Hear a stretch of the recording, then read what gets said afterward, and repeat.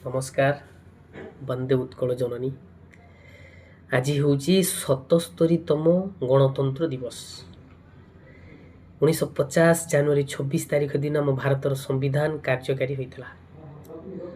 जो भारतीय संविधान 2 वर्ष 11 मास 18 दिन पर कार्यक्षम हो पारी जनवरी 26 तारीख, जहाँ को आम गणतंत्र दिवस रूप में पालन करूँ।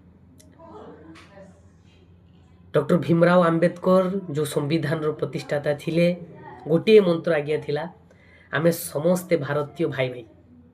किंतु यही भाई भाई भाईचारा स्नेह भ्रातृत्वर मंत्र भितर आज सांप्रदायिक परिस्थिति आपण मैंने समस्ते जानी आज्ञा, मोर गोटे निवेदन, आमे समस्ते जेते दिन पर्यंत भारत वर्ष रे रहिबू भाई भाई होई रहिबू, सांप्रतिक हिंसा एवं परस्पर मध्य द्वंद्वता को नहीं आमे आगेबू नहीं। आमे समस्ते भारत माटीर संतान।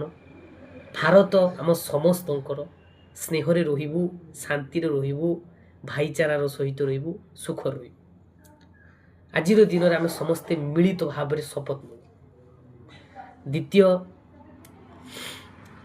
आपण माने जानिथिबे कि नहीं जना नहीं, सोनाम वांगचुक जे भारत देश पर काम करथिले, जे लद्दाख रो लोकों को पई काम करथिले, जे क्लाइमेट रो परिवर्तन पई काम करथिले, जे प्रति क्षेत्र रे एक उत्तम व्यक्तित्व अधिकारी थिले, तांकू आज 100 दिन हैला जेल रे रखा जाइछि। को आईन अनुसार ना जो आईन आतंकवाद मानक पई प्रतिष्ठित करा जाइथला।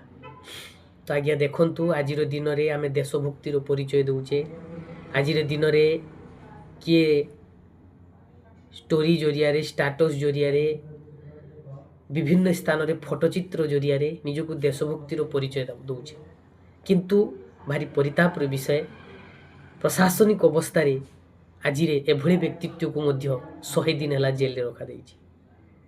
जदि कथार अच्छी आमे जदि मानसिक स्तर रे आम चिंताधारा दुर्बल हो जाउछि, शारीरिक स्तर रे जदि आमर कोनोसी अंग प्रत्यंगर दुर्बलता देखा जाए, हमको विकलांग कह जाए।